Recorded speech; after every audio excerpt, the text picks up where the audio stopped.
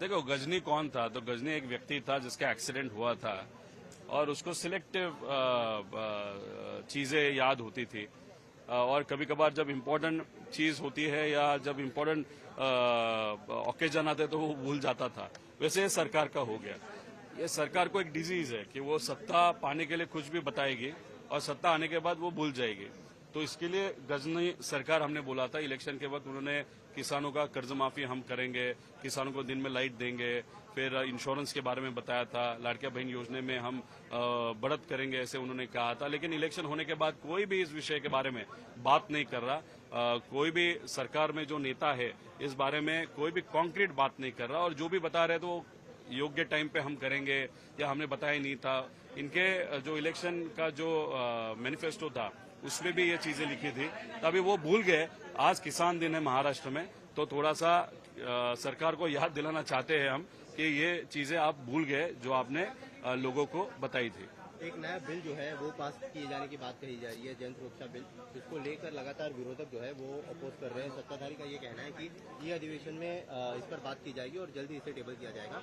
क्या बिल में जो है कमियां हैं वो आपको लगता है? नहीं, एक तो बहुत डेंजरस बिल है, उसको लाने की जरूरत नहीं। एक साइड जो अपने अमित जी है, अमित शाह जी, जो देश के होम मिनिस्टर है, वो बता रहे हैं कि 26 तक पूरा नक्सलवाद खत्म हो जाएगा और दूसरे बाजू को उनका ही सरकार महाराष्ट्र में ऐसा कह रहा है कि नक्सलवाद अभी बढ़ते जा रहा है, इसलिए ये कायदा लाना है। अभी अगर कायदा अगर आप पढ़ोगे तो उसमें ऐसे कुछ कलम है जहां पे लोग डेमोन्स्ट्रेशन नहीं कर सकते, कोई भी आंदोलन नहीं कर सकता, कोई भी अपनी बात जो संविधान का आपका हक है वो इस्तेमाल नहीं कर सकता। ये चीजें बहुत डेंजरस है और अगर उसमें ऐसे भी प्रोविजंस के आपकी अगर जमीन हो, प्रॉपर्टी हो, वो भी उसका कब्जा ये सरकार वहां पे ले सकती है।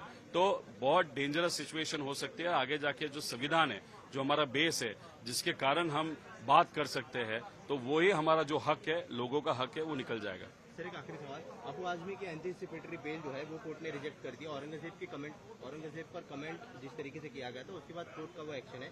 सरकार इस पर अभी तक सरकार का ये स्टैंड है कि इस पे जो है कानूनी कार्रवाई वो की जाएगी। आप कैसे देखते हैं उनके बयान को और कोर्ट के इस एक्शन? नहीं, कार्रवाई तो करनी पड़ेगी। अभी नेक्स्ट सेशन आ गया, लास्ट सेशन में उन्होंने कुछ कहा था, अभी तक कुछ भी नहीं हुआ। कोर्ट में विषय गया, कोर्ट ने भी शायद उनको बेल रिजेक्ट की जो है, तो सरकार ने इमीडिएटली उस पर कार्रवाई करनी चाहिए, क्योंकि वो व्यक्ति ऐसे है कि आगे जाके और एक आध स्टेटमेंट वो कर लेंगे, क्योंकि उनके लिए पूरा स्टेट, पूरा इंडिया सिर्फ उनका मतदार संघ है। मतदार संघ को देखते हुए, उनका जो मतदान का इक्वेशन देखते हुए वो स्टेटमेंट देते जाते हैं और बहुत सारे स्टेटमेंट ऐसे होते हैं जो सरकार का एक आध व्यक्ति उनको फोन करके बताता है आज ये स्टेटमेंट करो, क्योंकि लोगों में विषय शिफ्ट होना चाहिए, ड्रिफ्ट होना चाहिए, ध्यान हटाना चाहिए, तो वो ऐसे आके सरकार का सुनते हुए कोई भी स्टेटमेंट दे देते हैं। इसलिए कार्रवाई होनी चाहिए। जो व्यक्ति इस तरीके का स्टेटमेंट देता है वो महाराष्ट्र में जो भी प्रतिनिधित्व करता है एमएलए, वो चीज योग्य नहीं है।